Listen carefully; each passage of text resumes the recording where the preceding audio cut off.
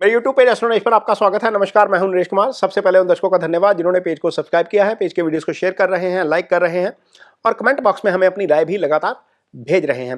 दोस्तों, आज का वीडियो गुरु पर है, देवगुरु बृहस्पति पर है। बृहस्पति राशि बदलने जा रहे हैं 15 मई को। ये 14 मई रात्रि को राशि बदलेंगे। इस बार जो गुरु की चाल है वो सामान्य चाल नहीं है। गुरु सामान्य तौर पर डेली जो मूवमेंट करते हैं किसी भी राशि में, वो 5 आर्क मिनट पर डे की स्पीड होती है उसकी। लेकिन इस बार जो गुरु की जो स्पीड है वो लगभग 11 आर्क मिनट पर डे की स्पीड से जो है वो गोचर करेंगे, यानी कि ट्रांजिट करेंगे। नॉर्मल स्पीड में गुरु क्या करते हैं, 1 साल में राशि बदलते हैं। लेकिन जब गुरु की स्पीड सामान्य से ज्यादा हो जाती है तो गुरु का राशि परिवर्तन जल्दी भी हो जाता है। ऐसा पहले 99 में हुआ था, उसके पहले 98 में हुआ था। उस समय गुरु ने एक बार राशि बदली थी 128 दिन में, दूसरी बार राशि बदली थी 134 दिन में। इस बार राशि बदल रहे हैं 158 दिन में। यानी कि ये जो राशि परिवर्तन हो रहा है ये सिर्फ 6 महीने के आसपास, लगभग 158 दिन मीन्स 5.25 महीने के आसपास मान के चलिए। तो गुरु 15 मई को गोचर करेंगे, 18 अक्टूबर को निकल जाएंगे, कर्क राशि में चले जाएंगे। 18 अक्टूबर को कर्क राशि में जाकर दोबारा वापस आएंगे, क्योंकि ये वक्री हो जाएंगे। वक्री होकर फिर दोबारा वापस आएंगे मिथुन में और फिर मई तक यहीं रहेंगे और मई 14-15 के आसपास ही दोबारा राशि बदलेंगे। ये 1 साल का पीरियड है। लेकिन पीरियड ऐसा है कि एक बार अतिचारी हो जाएंगे। अतिचारी शब्द मैं यूज कर रहा हूं, ये एक्चुअली शीघ्र गति है। शीघ्र गति हो जाएंगे, शीघ्र गति होकर आगे जाएंगे, आगे जाकर फिर दोबारा रेट्रोग्रेड होंगे, रेट्रोग्रेड होकर पीछे आएंगे, फिर मिथुन में आ जाएंगे। तो मिथुन में यहां पर रहेंगे अगले साल मई तक। तो गुरु चूंकि ब्लेसिंग्स के कारक हैं, इसका आपके ऊपर क्या असर पड़ेगा ये वीडियो में चर्चा करेंगे। लेकिन इससे पहले एक बात समझिए कि गुरु कितने इंपॉर्टेंट हैं आपके लिए। आपकी कुंडली में 12 भाव होते हैं। 12 भाव में से दूसरा भाव होता है धन का, पंचम होता है बुद्धि विवेक का, संतान का, इसको सुत भाव कहते हैं। नवम होता है आपका भाग्यस्थान, इसे अध्यात्म भी देखा जाता है, इससे फादर की भी चर्चा की जाती है। 11वां भाव होता है आपके लाभ का, यानी कि आय का। तो 8 में से 4 भावों के कारक गुरु हैं। गुरु की 3 दृष्टियां हैं। गुरु एक स्थान पर जहां पर बैठते हैं उसको भी प्रभावित करते हैं, 3 दृष्टियों से भी प्रभावित करते हैं। तो आप इमेजिन करिए 4 भावों के कारक एक जहां पर बैठेंगे 3 दृष्टियां देंगे, यानी कि कुंडली के 12 में से 8 भावों के ऊपर गुरु का जो है वो इंपैक्ट रहता है। तो ऐसे गुरु जब राशि बदलेंगे तो आपके लिए क्या लेकर आएंगे, इस पर चर्चा करते हैं। तो सबसे पहले मेष राशि, अगली और फाइनल राशि जिसके लिए यह गणना की जाएगी वो है आपकी मीन राशि। मीन राशि के जातकों के लिए गुरु का यह गोचर होगा 4th हाउस में। 4th हाउस का गुरु का गोचर अच्छा नहीं होता, क्योंकि काल पुरुष की कुंडली में 4 जो चौथा हाउस होता है उसको सुख स्थान बोलते हैं। और काल पुरुष की कुंडली में 12वें का स्वामी जब आप आकर 4th में बैठ गया तो आपके सुख को भंग कर सकता है। यदि आप प्रॉपर्टी खरीदने की प्लानिंग कर रहे हैं तो वहां पर हो सकता है कि आपकी चीजें थोड़ी सी गड़बड़ हो जाएं। तो यदि आप प्रॉपर्टी खरीदें या कहीं पर कोई एसेट क्रिएशन की बात चले तो वहां पर चीजें संभल कर करिए। ये चीजें थोड़ी सी डिस्टर्ब करने वाली हो सकती हैं आपके लिए, और यहां पर आपको हो सकता है कि कहीं ना कहीं कोई ना कोई चीट कर जाए या नुकसान हो जाए।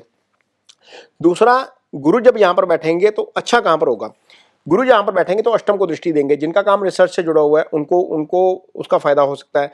जो डिटेक्टिव का काम करते हैं उनको फायदा हो सकता है, क्योंकि ये सीक्रेसी का भाव है। आपकी सीक्रेसी जो है वो मेंटेन रहेगी। यहाँ पर आपके लिए बहुत सारी चीजें ठीक रहेंगी। और गुरु सीधी दृष्टि देंगे कर्म स्थान को, तो कारोबार के मामले में कोई दिक्कत नहीं आने वाली। कारोबार आपका अच्छा चलेगा। गुरु की दृष्टि इस भाव के ऊपर है। यदि आप नौकरी करते हैं तो आपके काम को रिकॉग्नाइजेशन मिलेगी। बहुत सारी चीजें ठीक चलती रहेंगी। यदि आप विदेश जाने की प्लानिंग कर रहे हैं तो फाइल इस गोचर के बाद लगाइएगा, क्योंकि यहां पर 12th हाउस के ऊपर गुरु की एस्पेक्ट आ जाएगी। जो लोग इंपोर्ट का काम करते हैं, एक्सपोर्ट का काम करते हैं, जिनका इनकम फॉरेन से आता है, उनके लिए ये समय अच्छा हो जाएगा, क्योंकि 12वां भाव गुरु के द्वारा एक्टिव हो जाएगा। तो ये जो चीजें हैं वो मीन राशि के जातकों को देखने को मिलेंगी। हालांकि 4th हाउस से संबंधित फल थोड़े से डिस्टर्ब हो सकते हैं, क्योंकि राशि का स्वामी गुरु खुद है, 10th हाउस का स्वामी गुरु खुद है। 10th को तो प्रोटेक्ट कर जाएगा। हो सकता है कि थोड़ा सा आपका थॉट प्रोसेस नेगेटिव हो जाए बीच में। ये थोड़ा सा कोशिश करिएगा कि पॉजिटिव रहने की कोशिश करें, मेडिटेशन करते रहें। ये चीज़ें आप थोड़ा सा फेस कर सकते हैं गुरु के इस गोचर के दौरान।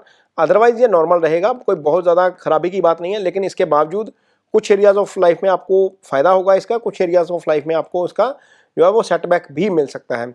यदि आपकी कुंडली में गुरु की पोजीशन खराब है, गुरु आपकी कुंडली में 8th हाउस में है, छठे भाव में है, 12वें भाव में है, गुरु राहु केतु एक्सिस में है, शनि मंगल के साथ है, गुरु सूर्य के साथ आकर अस्त बैठे हैं, तो आपको निश्चित तौर पर गुरु की रेमेडीज कुछ जरूर करनी चाहिए।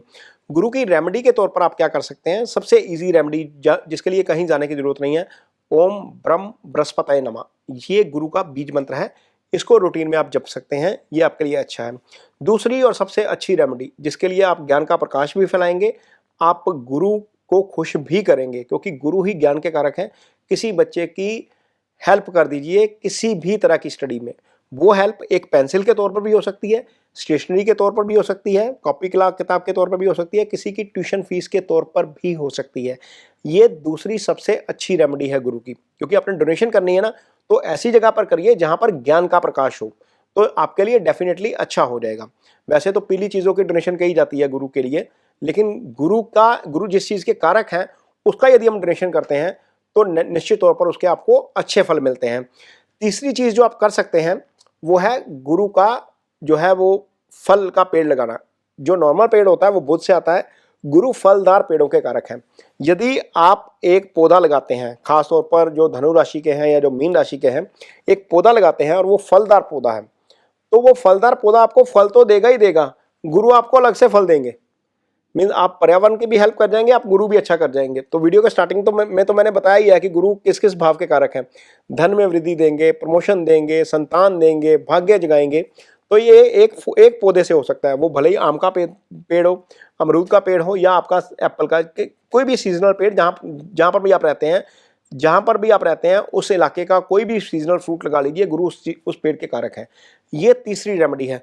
चौथी रेमेडी, रूटीन में हम जब जाते हैं मंदिर में, तो मंदिर में कोई पीली चीज का दान कर सकते हैं, कहीं पर भी कोई पीली चीज का दान कर सकते हैं। वृद्धाश्रम में जाइए, अपाहिज आश्रम में जाइए, कहीं पर भी जाइए, पीली चीज का दान करिए। पीली दाल भी हो सकती है चने की, पीला प्रसाद भी हो सकता है। और यदि गुरु आपको लगता है कि थोड़ा सा ज्यादा डिस्टर्ब कर रहे हैं, तो अटायर थोड़ा सा अपना येलो शेड में कर दीजिए। ये गुरु की हल्की हल्की रेमेडीज हैं जो बहुत ईजी हो जाएंगी। पुखराज उखराज तो खैर बहुत महंगा आता है, जिसको जो अफोर्ड करता है वो पुखराज भी पहन ले, लेकिन उसको पहनने से पहले ये ध्यान रखिएगा कि गुरु आपका 6, 8, 12th हाउस में ना हो। यदि आपकी कुंडली में गुरु 6ठे, 8वें, 12वें में बैठा है तो पुखराज गलती से भी मत पहनिए, ये आपको नुकसानदायक हो सकता है। यदि गुरु केंद्र में है, त्रिकोण में है, 11वें भाव में है, तो उस पुखराज पहन सकते हैं, अदरवाइज इसको अवॉइड किया जाना चाहिए। तो ये कुछ गुरु की रेमेडीज हैं जिनकी कुंडली में गुरु खराब है, वो आप कर सकते हैं। ये वीडियो आपको कैसा लगा इस पर कमेंट बॉक्स में अपनी राय जरूर दीजिए। यदि ये वीडियो अच्छा लगे तो इसे शेयर जरूर करिए, पेज को सब्सक्राइब जरूर करिए। इसके साथ ही मुझे दीजिए इजाजत। नमस्कार।